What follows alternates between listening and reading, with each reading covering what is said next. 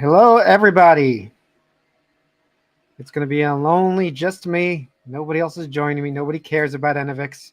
Just want to point that out. How many people? Not even a lot of people want to join. 21 people here who care about Enovix. Hold on a sec. All right, so let me see. I think we had a question about Tesla and Enphase. Thoughts on Tesla? What do you want to know about Tesla and Enphase? So, growth has slowed down. Interest rates are too high. It's obviously affecting them. So the thing is, do you believe that we're done with growth in solar and EVs? And if we are, Tesla and Enphase will not grow, and that's it. Their growth is done. Or you think it's probably just pushed out a year or so until rates can start coming down. And yeah, you're just gonna have to wait now. Now it's the real long-term investors who are going to be left behind. The people selling out right now are basically not the long-term investors. Are you gonna sell your pool to buy Enphase? That's funny. This whole thing, by the way, once you go down the route of buying a pool, it's like a money suck. And I had such bad timing with it because I wish I had the cash to be buying Tesla and Enphase right now, as much as I want. And so I have to be very careful about not overspending and making sure that as it drops, I can transfer my dividend stocks, which I'm slowly selling out of now, into Tesla and Enphase. And yes, Meta's doing well. In fact, I think I'm breaking even after hours from Meta. My calls have shot up like crazy, so I'm using that to actually pay for more Enphase stock. But yes, I'm finally back to even on Meta. I don't think I'm super profitable yet, but I'm not losing anything anymore. And I still think Meta has a bright future ahead of it. So I have a core position that I'm not selling. Earnings, I mean, we know they don't make any money. What do you expect on earnings? Let's see. What do you expect on earnings? They made 12,500 batteries, I read, if you look at their letter. And I mean, look, you're buying Enovix because the future is bright, not because currently they're making a lot of money. So they're not doing that well in terms of the financials. If you're buying it for financials and price to sales and all this, it's like the worst stock to be in. Enovix was a huge flop this quarter. Well, it depends what you consider a flop. So far, I've seen they've produced more batteries than they said they would. I think it was 9,000 batteries. They're starting to call in a couple of minutes. Let me just see. Let me put this live here. Present. Okay, so at least that's on the screen.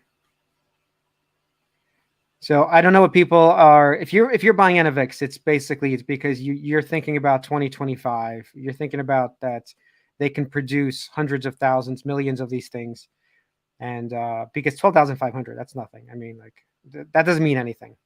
As long as they can survive till they built the lines in Malaysia where they're building them, the Gen 2 lines, that's what's important. 20,000. I mean, that's the revenue. I mean, who's looking at the revenue of that? That's ridiculous. It's pointless to look at that revenue. Here you go. Sell me an Enovix now. So if I take a pen and then I have to sell you this pen, listen, I'm not selling anybody an Enovix. You have to go do your own research on it. I'm buying it because of TJ Rogers. So take a look who that is if you're not sure who that is, Luke. TJ Rogers is the guy behind Enphase. What he made it today. Okay, he didn't build a company from scratch. It was already there, but he's the one who invested in and made it the multi-billion-dollar company it is, the 25 billion or so company, by putting in the right people and funding it. So he was that guy. So he's doing the same thing with Enovix. So you should look at that guy. What's so great about their batteries? Okay. So you guys have done no research on Enovix. I see. Oh, TJ Rogers bought today. Is that true? Did he actually buy today? He bought Enphase? I mean, I don't know if that's true. 5.4 million worth? Okay, I did not know that. I mean, I bought today another 100 shares, and I've sold a bunch of shares. I'm not going to say how much, but I've sold a bunch on the way up, and now I want them back. So as this tanks, I want my shares back because I still have less than I had originally, maybe 8 months to a year ago. So when I started selling, whenever it was around 270 plus, 6 months ago, whatever it was. So I want that back. And if TJ Rogers is buying, that's a powerful sign. He doesn't need to buy anything else. He's good. What does that mean? Yes, sir, from 4 in the Discord. I'm not sure what that is. Yeah, you are here to sell us on this. I don't know if I'm here to sell you on this, but let me see where we are with Enovix. Okay, we're still at the music part. Is there any disclosure by me? Don't buy Enovix. That's my disclosure. You should do some research why you would buy this kind of thing. And it's a tiny percentage of my portfolio, but I am interested. And once again, it's because TJ Rogers is behind it. If it was just a battery company without this guy behind Enphase, I'm not interested. It's too speculative to know what'll happen. But I assume he's an executor. Well, I know he's an executor, so I'm sort of betting on the jockey here. And the jockey is TJ Rogers. And of course, he's putting a good team together with Raj and AJ. There's a good little video they posted on our Discord. If you haven't checked the Discord, that they're telling you how to sell Gen 2 lines. I would play it. There's 2 minutes left. Maybe I can't play it. Let me see if I can play this. Let me just check this out. Hold on a sec. Present. Share screen. I think this is the video. Okay, so here's the video. Joined the company. Since I joined the company back in November, let me know if you guys hear got this. one question being constantly asked. How are we making sure that we can produce millions of these batteries that we are making here at Enovix repeatedly at the highest quality? I'm Ajay Marathe, Chief Operating Officer at Enovix Corporation. The speed of Gen 2 is going to be 10x or more faster than the Gen 1. So here you can see the Gen 2 laser patterning equipment. The speed at which the laser is ablating the electrodes is much faster than the Gen 1. The reason is we are using an upgraded laser, that's one, but we are also using a technique which is active alignment and laser cutting on the fly. Now let's look at the stacking portion of the manufacturing process used in our battery construction, Gen 1 versus Gen 2. On the left side, you'll see the Gen 1 stacking, which is being done one at a time, much slower. Whereas on the right side, you see the Gen 2 stackers, which are marking on the fly and creating 6 stacks at the same time, much faster process.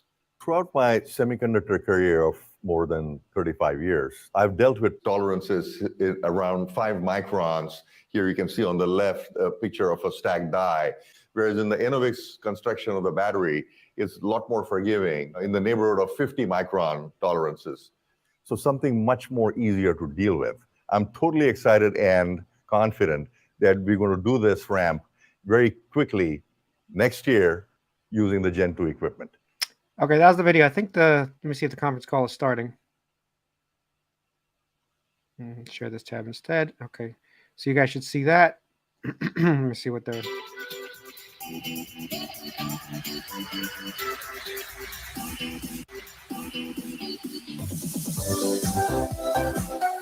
That's loud. Oh. I think it's starting.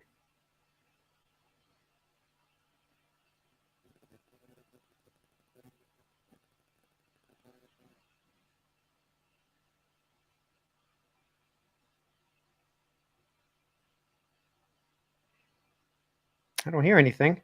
Thank you for standing by and welcome to today's program, the Enovix Corporation First Quarter 2023 Earnings Call. After the presentation, there will be a Q&A session featuring Enovix management.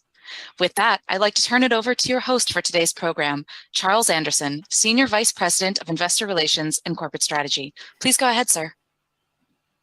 Thank you. Hello, everyone, and welcome to Enovix Corporation's First Quarter 2023 Financial Results Conference Call. With us today are President and Chief Executive Officer Dr. Raj Talluri, Chief Financial Officer Stefan Pietzke, Chief Operating Officer Ajay Marathe, and Chief Commercial Officer Ralph Schmidt.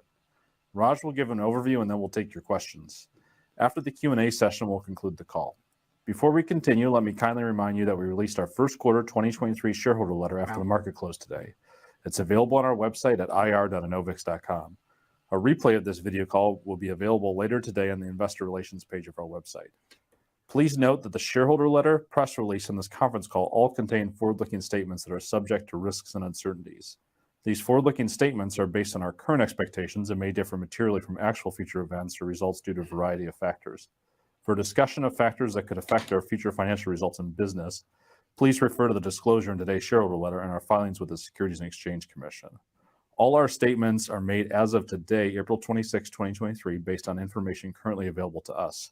We can give no assurance that these statements will prove to be correct, and we do not intend and undertake no duty to update these statements except as required by law. During this call, we will also discuss non-GAAP financial measures which are not prepared in accordance with generally accepted accounting principles. You can find a reconciliation of the GAAP financial measures to the non-GAAP financial measures in our shareholder letter. I'll now turn the call over to Raj to begin. Raj? Thank you, Charlie, and thank you everyone for joining our call today. I'm delighted to communicate to you that at Enovix, we are executing really well, and it's been a solid quarter. We did hit a lot of key milestones this quarter. Firstly, we produced 12,500 batteries in our Fab 1 here in Fremont. This is ahead of our forecast of 9,000 batteries that we talked about last time.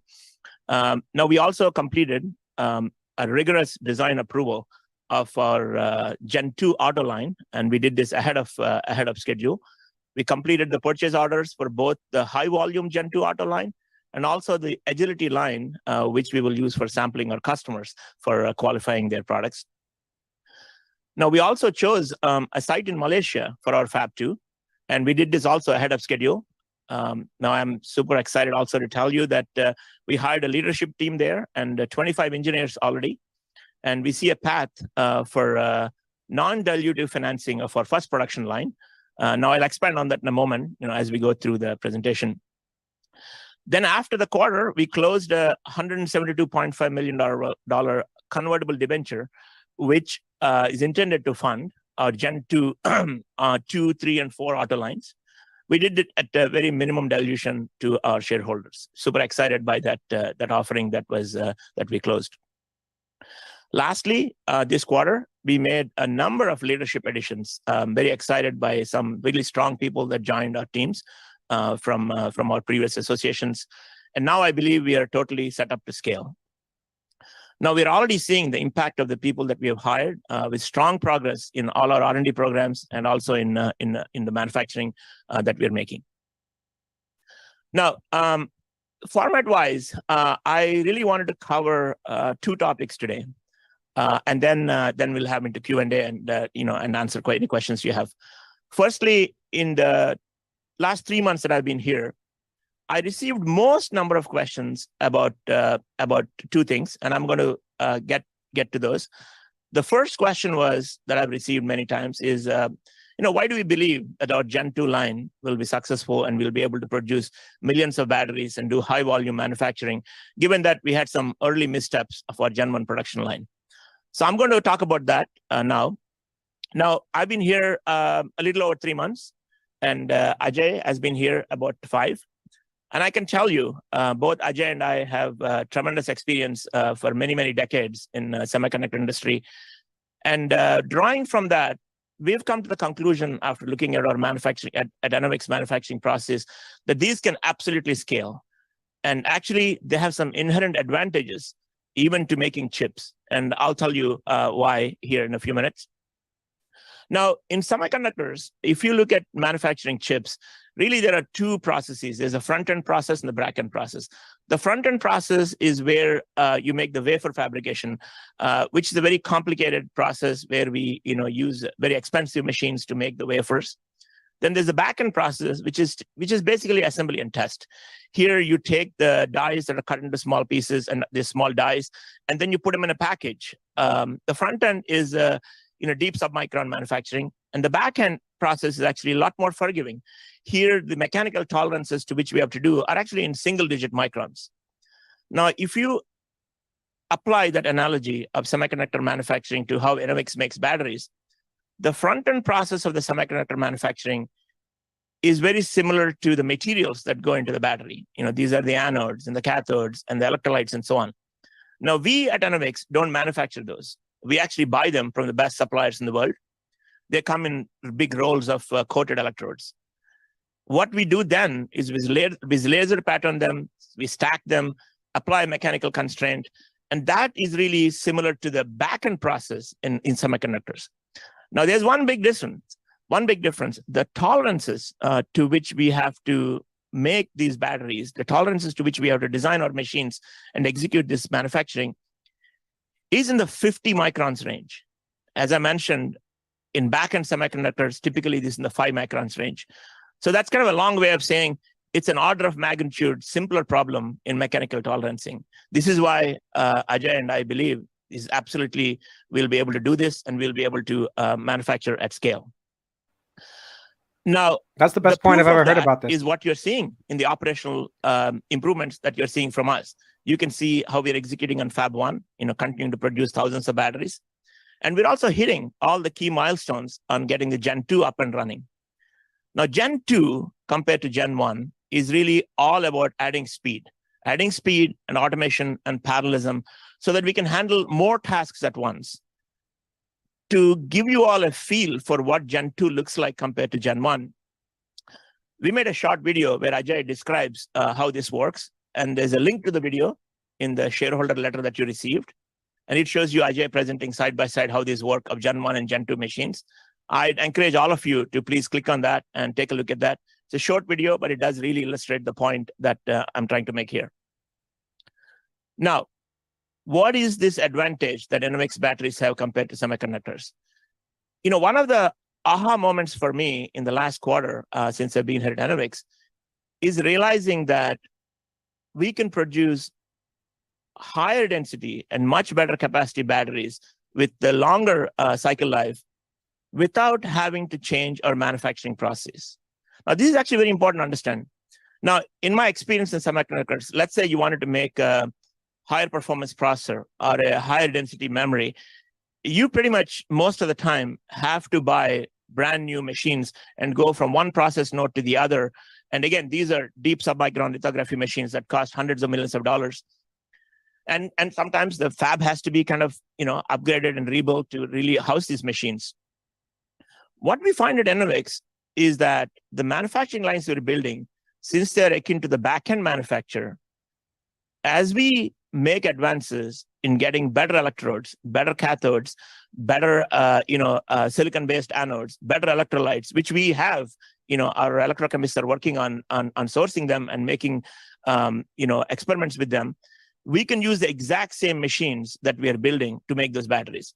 In other words, as we make advances in electrochemistry, and we make advances in higher energy density, our manufacturing footprint totally scales.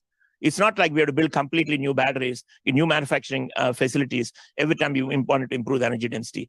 This is fundamentally a huge advantage for the way we manufacture batteries. So that is what I believe will make this business ultimately very profitable in the long run. Now, the second major topic I want to talk to you about is the capacity build out. Now, I've gotten a lot of questions on this as I talked to investors over the last quarter. I mentioned last time that we will have multiple options to raise money or get the financing we need to build our capacity. Now we are executing towards that. This quarter, we got a non-binding LOI or a letter of intent from our manufacturing partner YBS International in Malaysia. This LOI has YBS working on giving us an existing building space in Penang Science Park to house our high volume manufacturing lines, up to 4 lines, with dedicated personnel to staff that line. This is very similar to how we would use a semiconductor backend assembly subcontractor. Now, YBS, in addition to this, is working with a syndicate of local banks to make a significant investment in our Gen 2 auto line. This is subject to some purchase commitment from Enovix. Now, while we are negotiating all the details, what I can share with you is that we are seeking at least $70+ million of non-dilutive financing to fund the first line. Now, as I said earlier, this funding is not secured yet, but we are very encouraged by all the discussions we've had to date with them. Securing this funding now would alleviate us from spending the $120 million full year CapEx forecast I gave you last time. Now, we'll provide an update for you on this in the next quarterly call. Now, beyond that funding, we recently closed the private offering of the $172.5 million convertible senior notes. That gives us the capital we need to make the Gen 2 auto lines 2, 3, and 4. So in other words, we are now set up to be able to build 4 auto lines in Malaysia in terms of capex that we need. Now, let me close with our outlook with a few remarks here. For the full year of 2023, we continue to expect to produce the 180,000 cells that I mentioned last time, including 18,000 cells in second quarter. Now, once again, we're not forecasting any service revenue at this point because this tends to be episodic and based on milestones. Now, I want to reiterate our full cash guidance of $240 million of spend, half from capex and half from operationally running the company. We do plan to revise this guidance in our next quarterly call as we get more visibility on the YBS transaction, in addition to our own efforts to internally operate a lot more efficiently. In closing, we're off to a fast start. We're making substantial improvements in Fab 1. We're hitting all the milestones we set for ourselves and that I communicated last time to you in our journey to scale in Fab 2 in Malaysia. We're working to fund our capacity build-outs while protecting our cash and limiting our dilution. Now, I really want to thank all the Enovix employees for their hard work this quarter, along with the investors who actually are supporting us in our efforts. Now, we have a busy year in front of us, but I'm even more confident today than I was when I joined that we have the right product and the right team to achieve our goals and enhance the shareholder value. With that, I will turn it to Q&A. We will now begin the Q&A session. Please note that this call is being recorded. If you have joined via the Zoom application, please use the raise hand functionality to ask a question.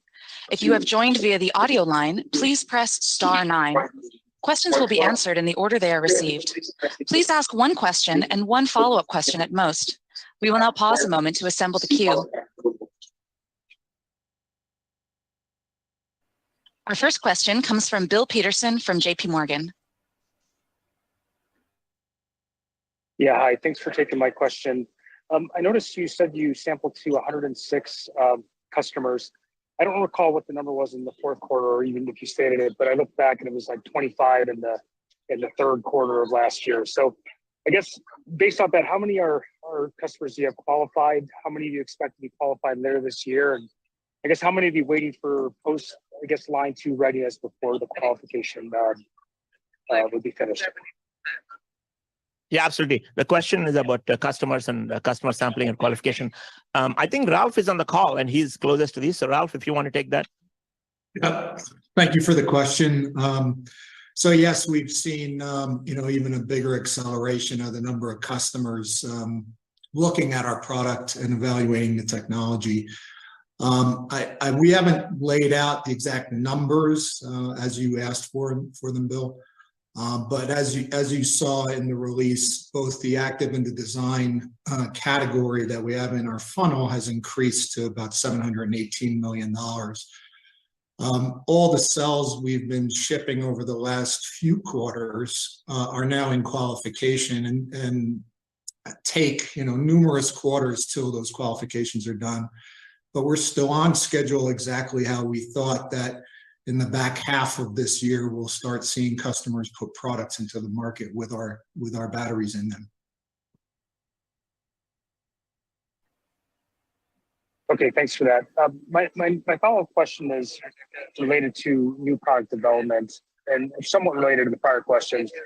I guess when do products such as the EX1.5, maybe EX2, when do those intercept and I guess get moved to Fab 2? And I don't think you mentioned brake flow, but similar type of question. When do these get qualified in Fab 2 and then sent to customers for either qualification or I guess ultimately, most importantly, for high volume production and revenue?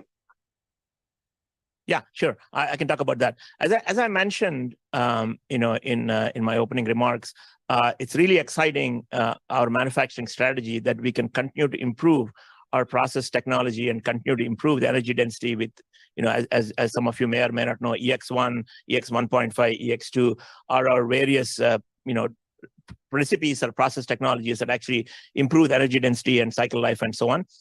We're on target on all of those. EX1.5, we expect to, sample towards the end of the year. And we expect to run all those in our factories in Malaysia. Malaysia factory, as I mentioned, we'll produce samples like in April next year and get into high volume manufacture towards the end of the year. We will continue to run as we make progress in our process technology. We will run them through our Malaysia factory. And as for BrakeFlow, I'm very excited by BrakeFlow. It's a phenomenal piece of technology where as you put more and more energy density into batteries, safety is just paramount importance. And BrakeFlow is a technology that Enovix has that really provides great safety by not allowing the battery to go into thermal runaway. And our line in Malaysia will have BrakeFlow integrated when we make these batteries. And in fact, we are sampling batteries with BrakeFlow now.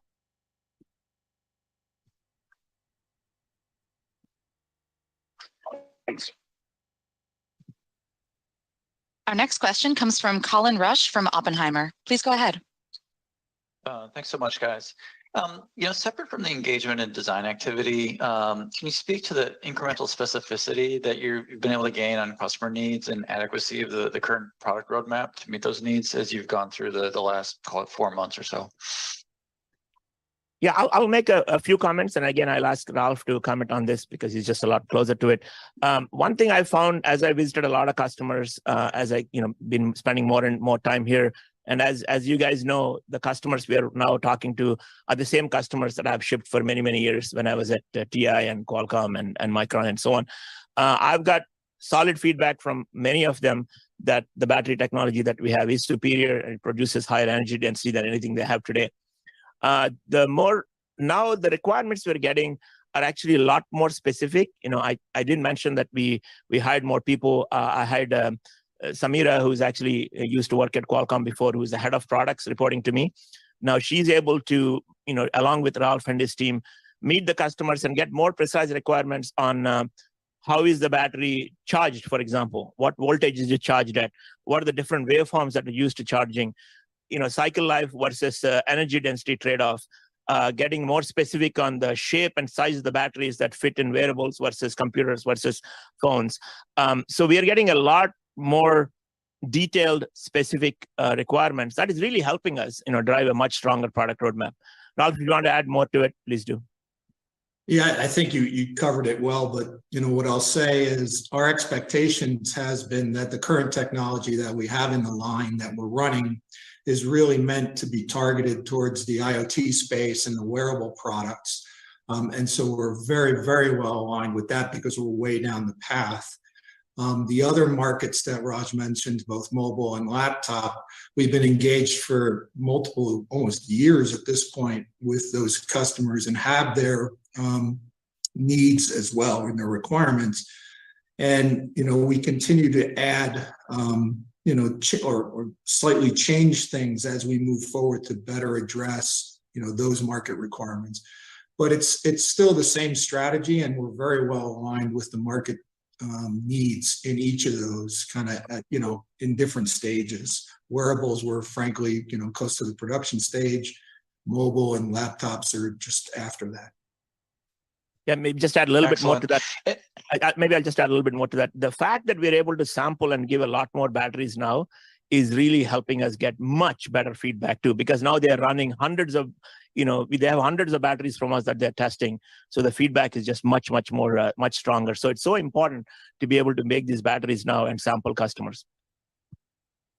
Excellent. And then just looking at the ecosystem of equipment suppliers, as you start planning for lines 2 to 4, can you talk about how much opportunity you're seeing for CapEx reduction, optimization, second suppliers, things like that, so that you're de-risking and shortening the time frame on the ramp and the install of that equipment? Yeah, let me ask Ajay to comment on that. He's right here.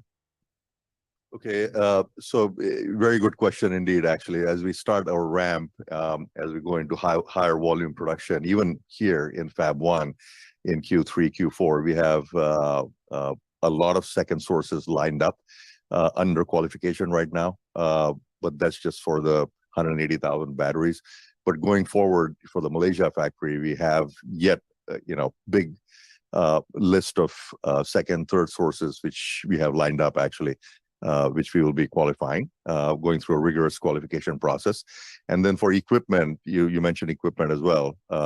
Equipment, what we are doing is we are relying really on the semiconductor value chain, if you will, rather than just the battery value chain. Again, bringing in that mindset, and we localize a lot of that in Malaysia as we set up the high volume operation there. So both are in the works. Thanks so much, guys. Our next question comes from Derek Soderberg from Cantor. Please go ahead. Yeah, hey guys, thanks for taking my questions. Raj, wanted to start with you. Maybe this one's for Ralph, but I'm curious whether or not, you guys have funding now in place for the 4 production lines with a more or less certain time frame in place. Does having that allow for certain customer orders or negotiations to move forward that otherwise wouldn't have?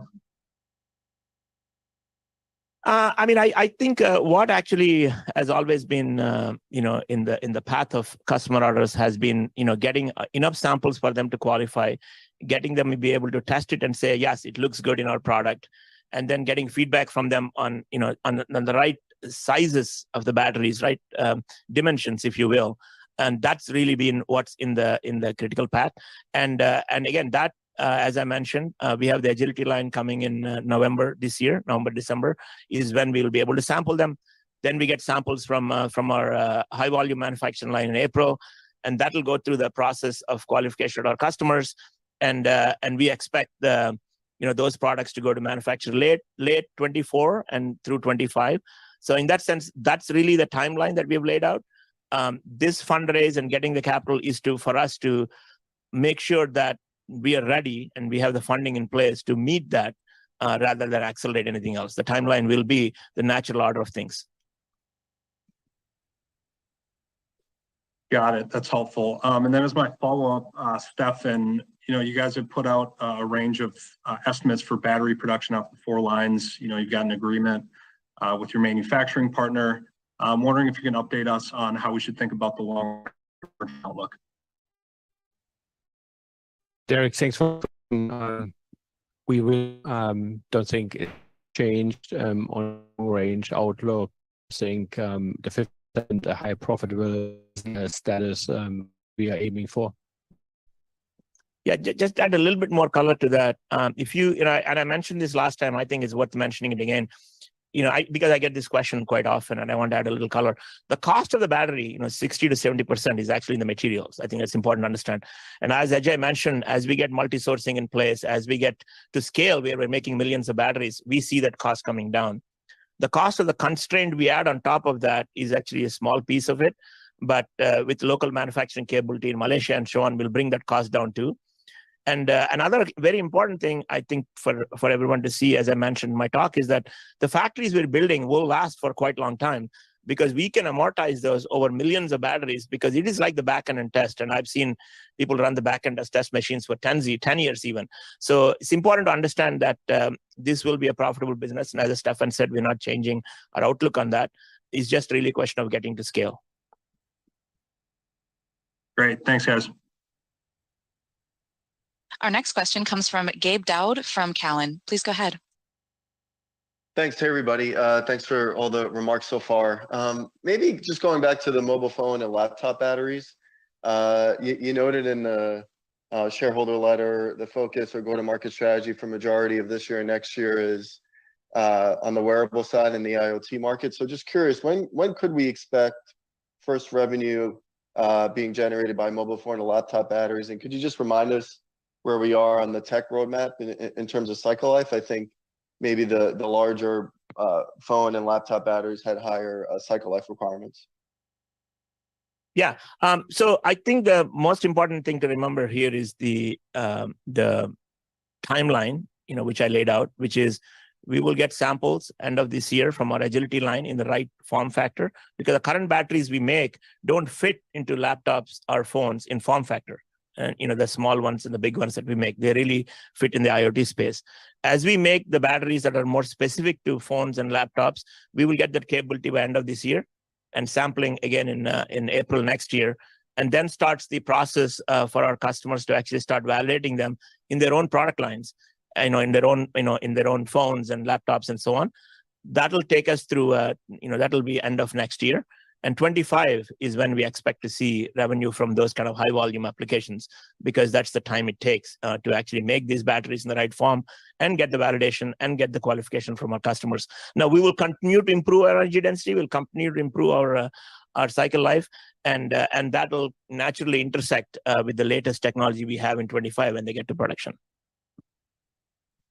Thanks, Raj. That's helpful. Okay, and then if we could just maybe, or just from my own understanding, make sure I'm thinking about the timing correctly. So Gen 2 auto line begins to arrive in Malaysia in November this year. So I guess with factory acceptance taking maybe a quarter or two, start of production is 2Q24, and then still expecting 4 lines at Fab 2 by 4Q24. Is that how we should be thinking about the ramp?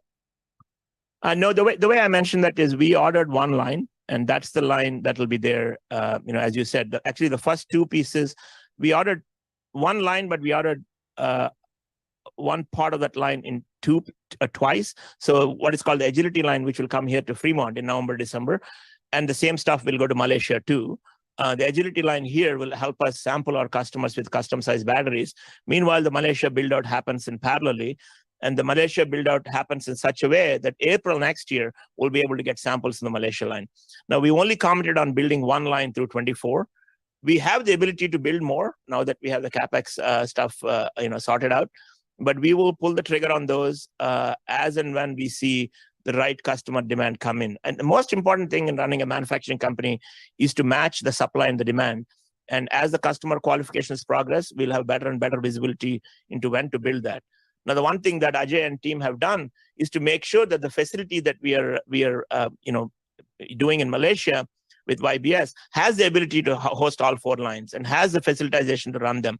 So we have set up, and we also talked to our suppliers that hey, we will probably need much more than 1 line, and so please be ready for it. But we're not making any commitments on when exactly we'll pull the trigger on that. Okay, got it. All right, thanks a lot, guys.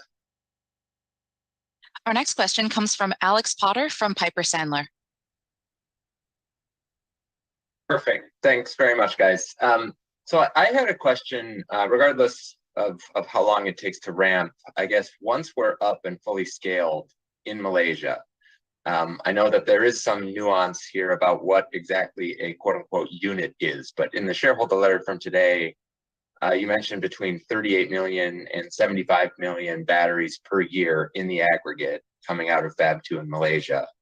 If you divide that by 4, right, it's between 9.5 million cells and almost 19 million cells per line. So this could be semantics, I know, because there's, there are small cells, there are big cells. But to me, when I first saw those numbers, it seemed like an upward adjustment versus your expectations for per line output versus what you historically said. Is that correct, or am I reading that incorrectly? Yeah, I'm going to let Ajay answer that. Yeah, again, good observation and good calculations. But let me just direct you towards the way we are designing our lines is the first line is more of a universal line, because we have so many engagements with multiple customers. First line would be able to do small and large, both form factor. In other words, the corner cases are pretty wide in terms of what can be done on the first. So for that we give up a little bit of capacity on the first line, but second line onwards it'll be highly optimized towards narrower window of the dimensions, and therefore we'll have a lot more capacity per line, which is why when Raj said it in the investor letter, it's between 9.5 to 19.5 million batteries per line. So you can, depending on, again, the demand and how we match the supply to the demand, that's how you'll get to the number of lines required for the volume that you just stated. That's how I would look at it. Okay, that's very helpful. And then maybe the follow-on question to that then, if I wanted to take those unit numbers and translate that into revenue capacity to the extent you're comfortable talking about this, right? If I don't know, if I know that $5, I've always historically assumed $5 for a wearable and maybe $10 for a cell phone size battery or something like that.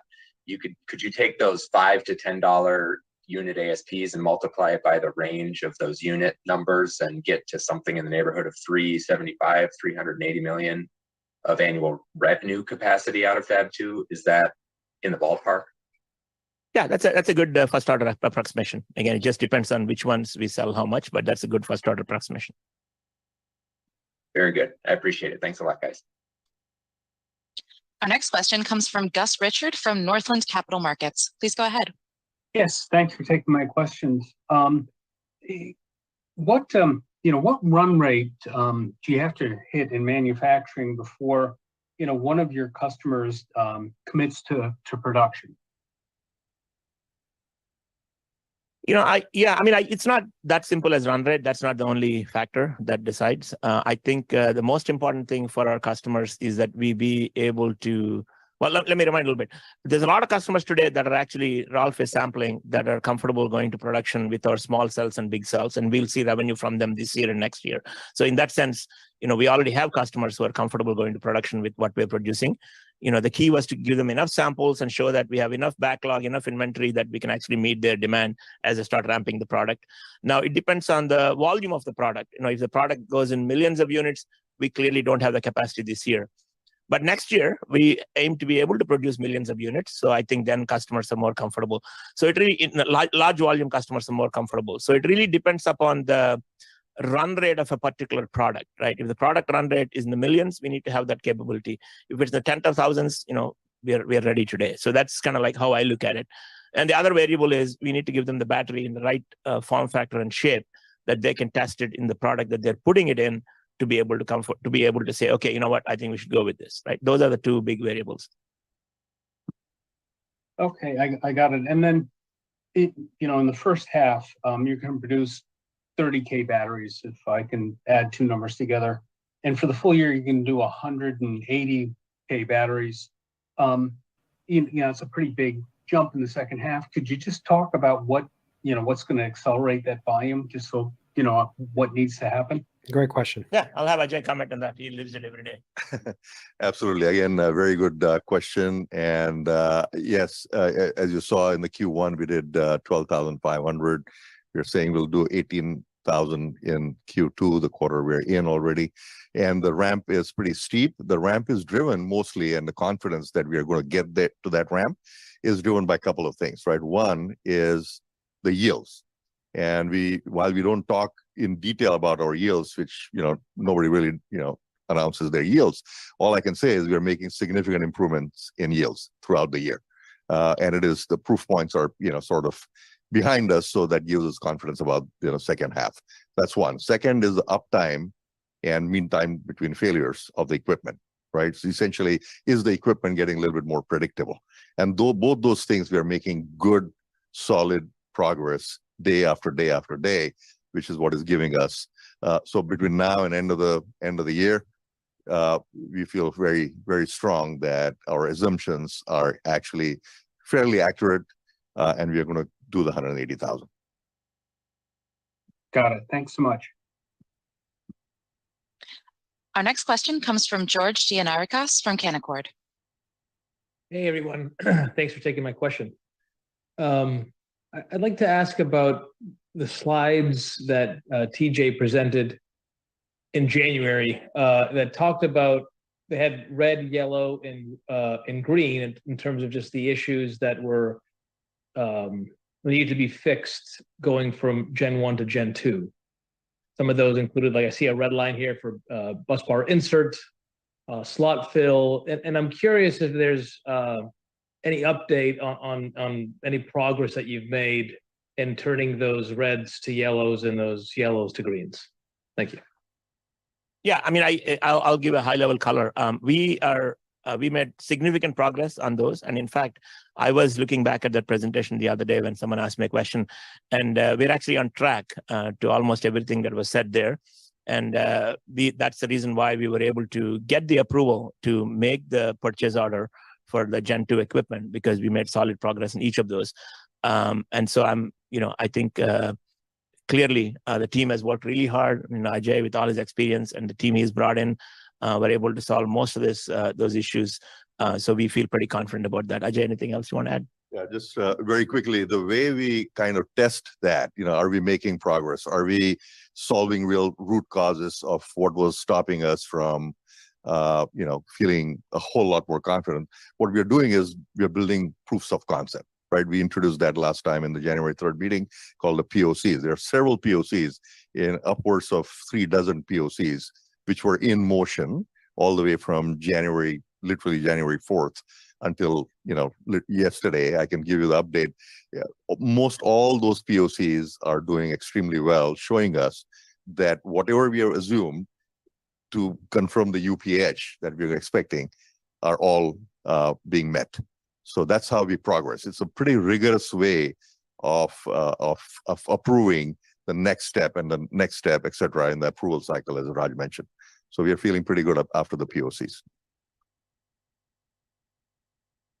Thank you. And then just next question, just on I noticed that you have these two silos that you have in your revenue funnel, and one of them is engaged opportunities that was slightly down sequentially. Is that because engaged opportunities moved into active designs? Is that the right way to think about it?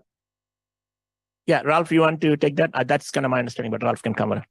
Sure. Yeah. Thanks for the question. And yeah, that's the simplest way to think about it, is that we're trying to progress these customers into more active and real design wins, and that was moving faster than getting new customers into the front end of that funnel, the engaged part. Really, exactly what you want to happen in order for us to get them to a revenue state. Thank you. Our next question comes from Ananda Barua from Loop Capital Markets. Hey guys, yeah, good question. Yeah, just a couple if I could. I guess the first is on sort of processing, getting Gen 2 and mobility line stood up.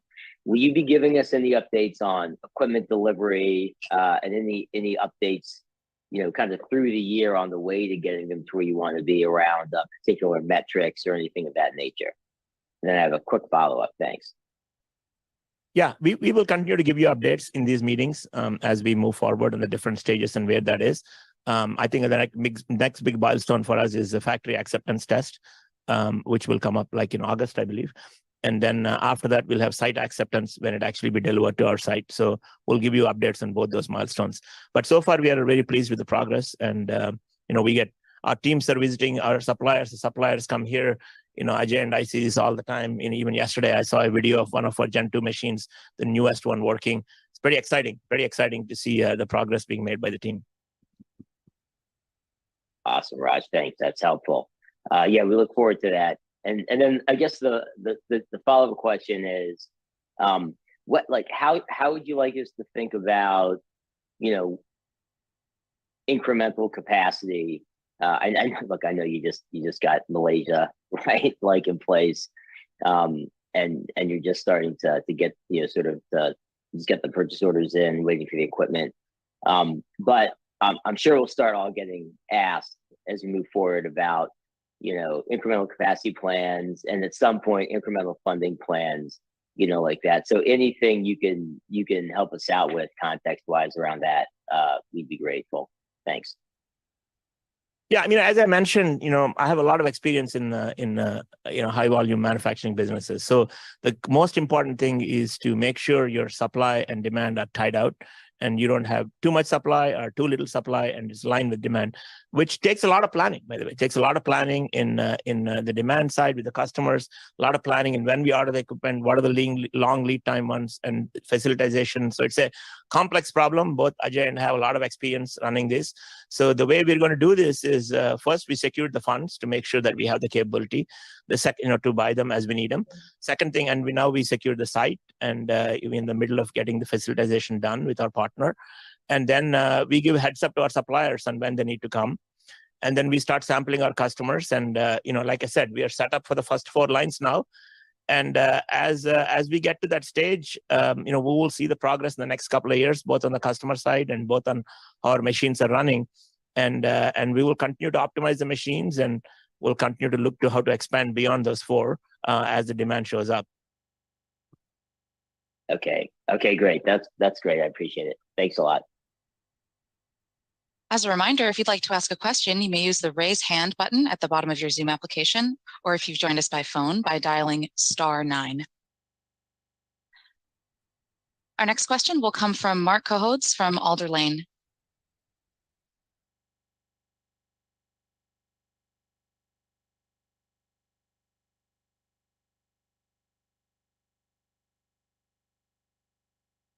Mark, your line is open. Feel free to unmute. Okay, thanks for taking my question. So Raj, you've been there for 3 months and AJ a little more than 5 months. What gives you guys the incremental confidence that you can actually manufacture these batteries at speed? Because everyone constantly hears it's hard to do, it's impossible, pie in the sky, but you guys are sounding more and more confident. So what has exactly happened that gives you that confidence? That's question one. And question two is, when are you guys going to start building batteries for inventory to actually ship commercially for these new products? Thank you. Yeah, thank you for that question, Mark. Firstly, I think, as I mentioned, the reason that we are, increasingly getting more and more confident the more time we spend here is really because of a couple of things I mentioned in the call. The way Enovix manufactures batteries, is really like the back-end semiconductor manufacturing. It is a back-end assembly test kind of technology that we have to master and do. And that technology is there, and many people have done it. And even then, the tolerances to which we need to make is an order of magnitude, less stringent than what's done in chips. And you can see, the progress we're making in the number of batteries we're producing over the last few quarters. I mean, we went from almost nothing to 4,000 something to 9,000 to now 12,500, and we are committing to 18,000 next quarter. So progress we are making in producing batteries as we learn that. Our understanding of the actual mechanisms and the machines that produce this and the tolerances to which they need to do, I think those are two things that really give us a lot of confidence. And thirdly, all these proof of concept experiments that we've been running were targeted at what went wrong with the Fab 1 when we did it. Where did we lose yield? Where did we lose the throughput? Where did we lose machine uptimes? And we created targeted experiments to make sure that those don't happen in Gen 2. And those experiments proved out, and we are confident now. We picked a new set of suppliers who are actually very capable of producing machines like this, and we are not paying them all the money up front. So there's a lot of skin in the game on their side because we only paid 10% on the first approval, and then incrementally we pay them money as the yields come up and as the machine throughput comes up, and there's different milestones that we use to check that. And we followed this well-known process. The EPR process that actually helped us make sure that we're ordering the right machines. So all those things give us a lot of confidence, and we feel fairly strongly that we can get this done.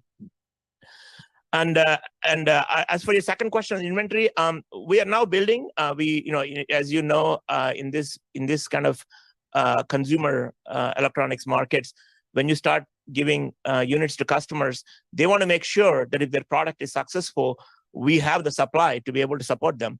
And that's kind of what we are doing through the year. We are, of course, sampling a lot of customers with the batteries we make, but we're also building in a reasonable, healthy level of inventory. If the products that our customer launch suddenly start selling really well, we don't want to be in the middle, or we want not to be the bottleneck to not be able to supply them with batteries. So it's a responsibility we take seriously, and we are handling that. Ajay, anything else you want to comment on the machines? Just very quickly on the Gen 2, I think Raj alluded to it, but just from my personal how I feel confident, I'm an operations guy. Data is the only thing that matters. So yield uptime of the Gen 1 is what is giving us the confidence that I sounds like told car you earlier. 100%. But more so in the Gen 2, I personally have visited all the suppliers, all of them who are making these POCs, these machines. Spend good time with them. Look through each of these people, each of these suppliers, the methodology that they're using to build the machine. Looked at the POCs myself. That is what is giving us the confidence. And exactly as Raj said, this is all about back end of semiconductor type of technology, tolerances, etc. And now we're seeing the ramp up in the upswing of the ramp that we are, producing, that gives us the confidence. Thank you very much. Our next question comes from Sean Milligan from Janney. Please go ahead. Hey guys, thank you for taking my questions.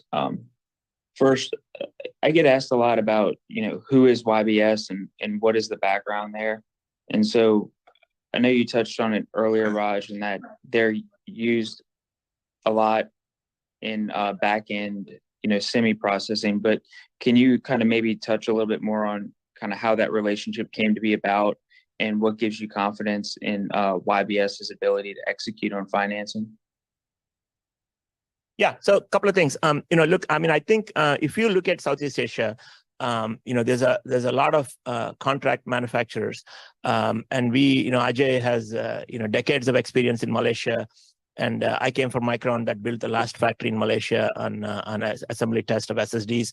So we understand that ecosystem. We understand who the people are that do it well, and YBS has got a good track record of actually supplying, and manufacturing for many, top tier OEMs.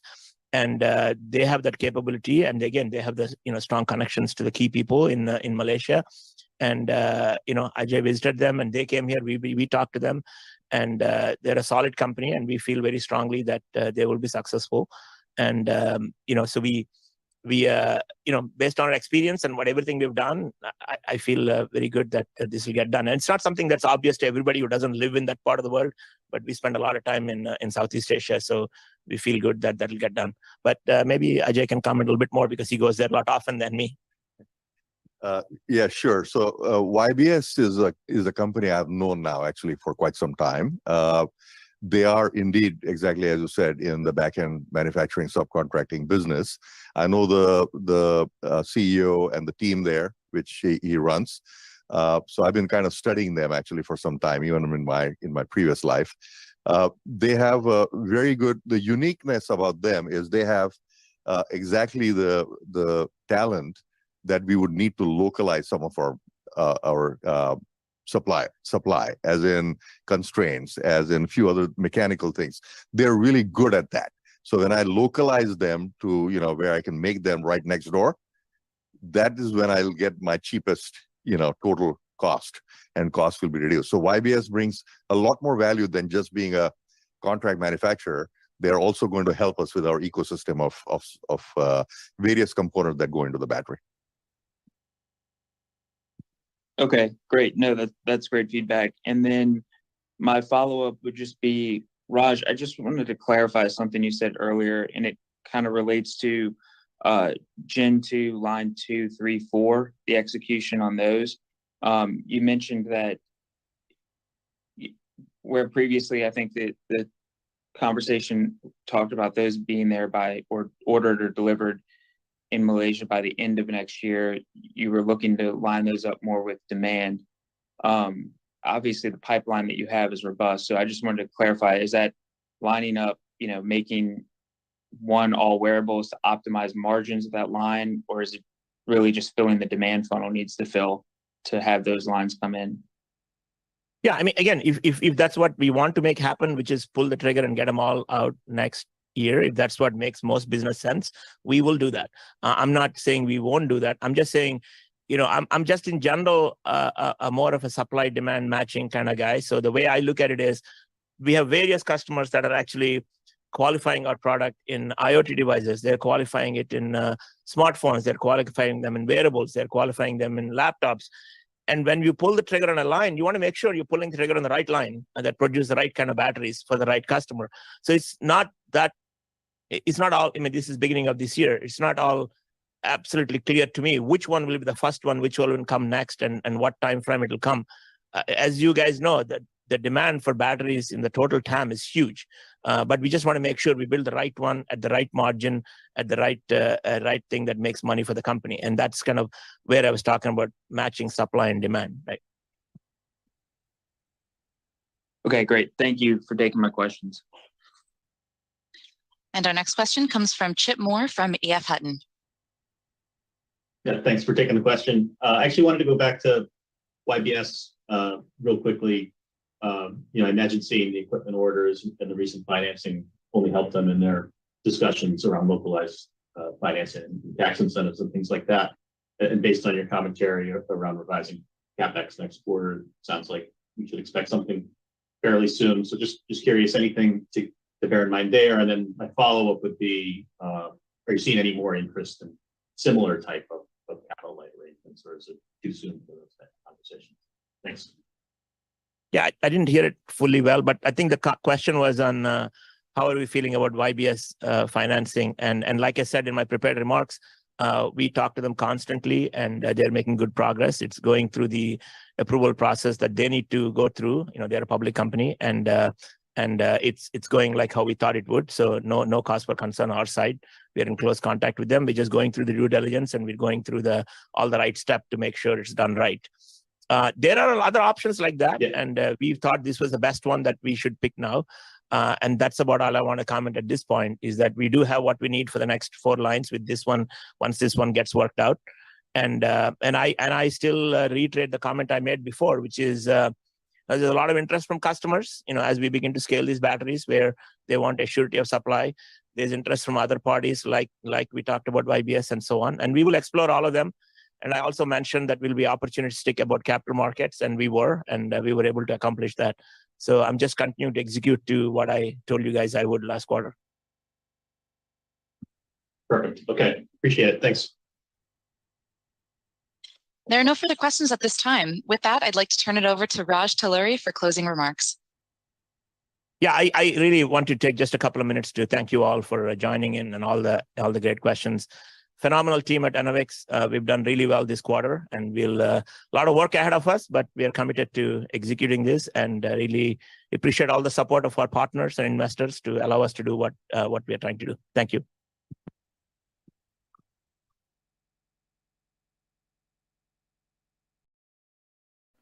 Okay, guys, that was it. It was 5 minutes of them talking about batteries, and then 50 minutes of questions that were asked.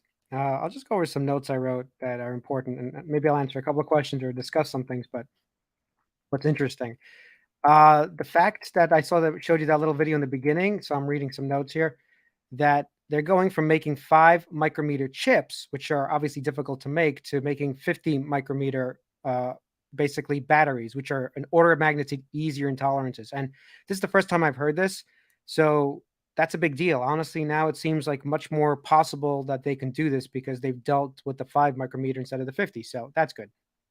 Another thing that was interesting was that if they're going to produce 180,000, I don't know if it was batteries or cells. I don't know if anybody heard, but it sounded like batteries. If they're going to do that, then I did some math here. 12,500 they made in Q1. Q2, they're saying 18,000, right? So that's around 30,000 batteries or cells, but let's say batteries. Then they need to make another 120,000 or so. So that means they have to more than double production of it. So that means their yields, as they said, the yields are improving and the uptime of the equipment is improving. So they have to go to something like 50, 60,000 in Q3 and over 100,000 in Q4 to hit that 180,000, which was interesting. So I don't know if you have any questions about that, or I found that like, wow, that's a pretty fast improvement. Of course, it's still nothing in the grand scheme of things. Let me see, one other thing I want to mention. And I think Ampress was brought up by somebody in the comments. As far as I know about Ampress, they don't actually have any manufacturing facility that they're establishing it now, but that won't be ready till either the end of 2025 or 2026. So correct me if I'm wrong. And that means that these guys, Enovix, will have a head start and will have a pipeline of still making batteries. And in either case, none of these companies are making enough batteries, even in 2025, 26, because the amount that we're going to need is massive. Besides cars, I'm just talking about for phones and electronics and VR and all this other stuff that happens. What else? What else do we want to talk about? If there's no questions, then I guess we'll see each other at tonight at around 10 o'clock for Finance Junkies.